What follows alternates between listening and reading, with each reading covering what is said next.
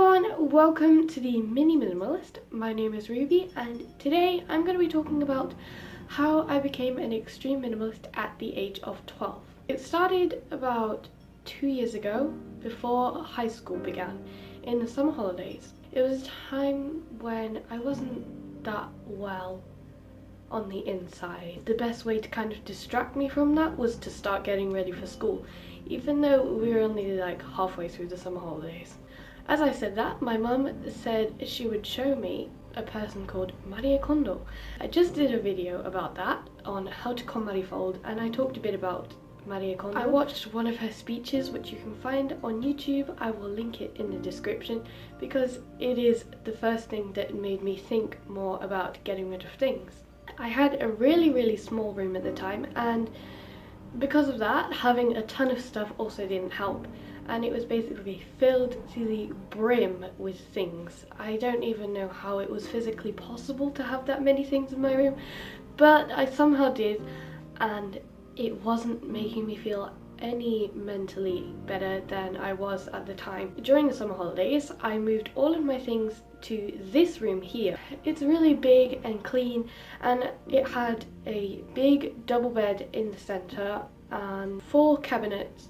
There were 2 big white storage boxes and 2 wooden, old-fashioned, shabby chic kind of big drawers.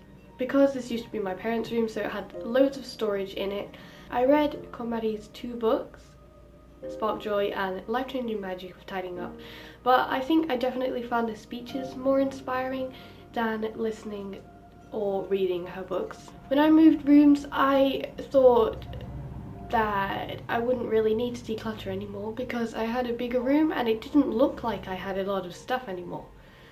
So I tried to go around filling up the drawers again and then realized that that wasn't a good idea. I mainly had this hoarding habit because in Japanese tradition we believe that 1 grain of rice has 3 gods inside of it. It's a lesson to teach us that we shouldn't waste, and so I thought, because all of these things were still usable, then I should keep them. From Marie Kondo, I moved on to the Minimalists, 2 guys, Joshua Fields Milburn and Ryan Nicodemus, and they were 2 American people who were quite wealthy and had a ton of stuff, realized it wasn't making them happy and decided to turn back and introduce themselves as the Minimalists. They have their podcast, which is really interesting, and their Netflix documentary, Minimalism, was amazing, and they have loads of speeches. They even spoke at Google, and hopefully they're going to have a new Netflix documentary coming out soon in January 2019. I'm very excited. I got rid of about 2 cabinets in that time. I got rid of the 2 big wooden cabinets, and I kept the 2 white storage boxes because I thought they fitted in quite well with the minimalist aesthetic. I think I kept stuff to show people who I was. So I had books to show people I liked reading, and I had arty materials to show that I was an arty person and I liked making things, and all of my clothes were just to show that I had a lot of clothes. It wasn't really because I liked them, it was just to show people an image, and that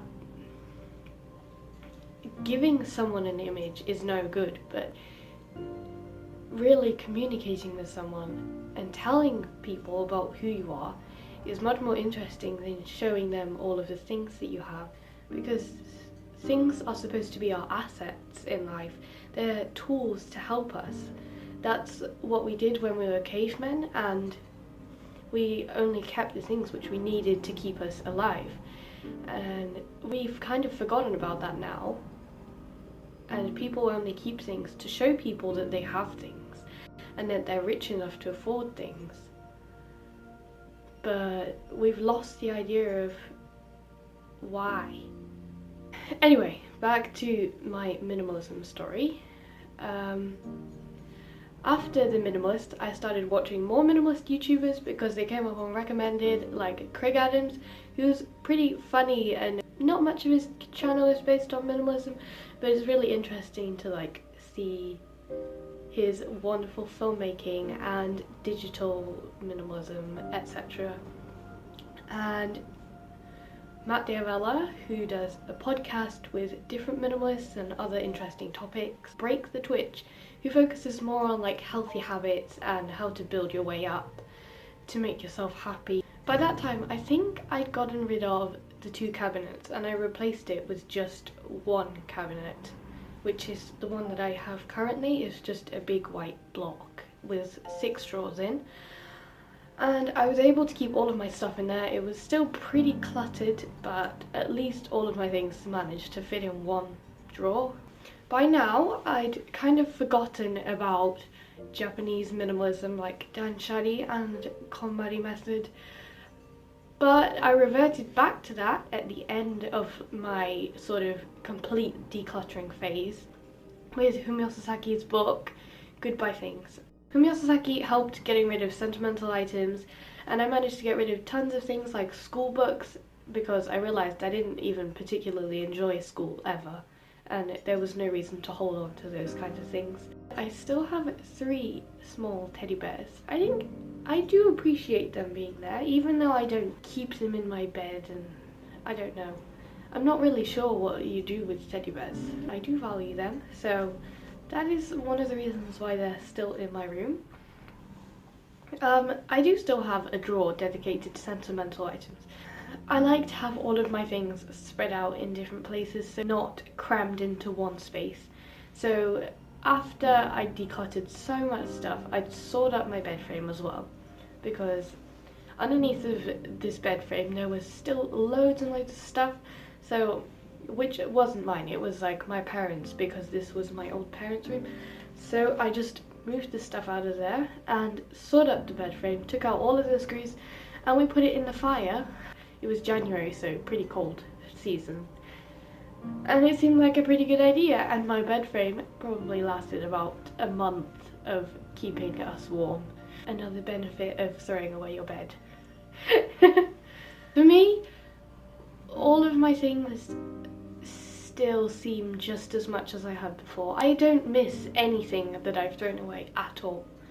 And I know it seems crazy because I had so much stuff. I wish I had a photo to show you how much stuff I had. And now I have less, or around 100 things, and I don't feel like I've decluttered a single thing, which I miss. This isn't extreme minimalism yet. I know I can probably fit all of my things inside of a backpack if I wanted to.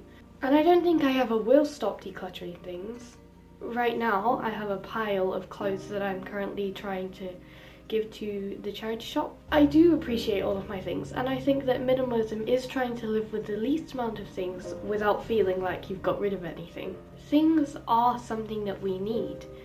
It's just we shouldn't have an excess of them. When I painted my room white, it was mainly for the minimalist aesthetic. When I wake up in the morning and I just see this white room with all of my clothes carefully selected and put on my wardrobe in a display, and everything is so clear and empty, it's almost like a blank canvas to what I can paint. Like I can paint something new with this blank canvas I have without having to worry about my things and tidying up and worrying whether something bad will happen to my things, because I feel more myself, not my things. I'm not my things. And before, when I used my things to express to people who I was so worried about losing them. Even though some things are valuable in money wise, or they may have memories attached to them, the most important thing is me, and the reason these things are here is because of me. I hope this was interesting to watch, or just downright confusing. If you enjoyed this video, please leave it a like. If you'd like to see me again, please subscribe, and I'll see you again soon. Sayonara!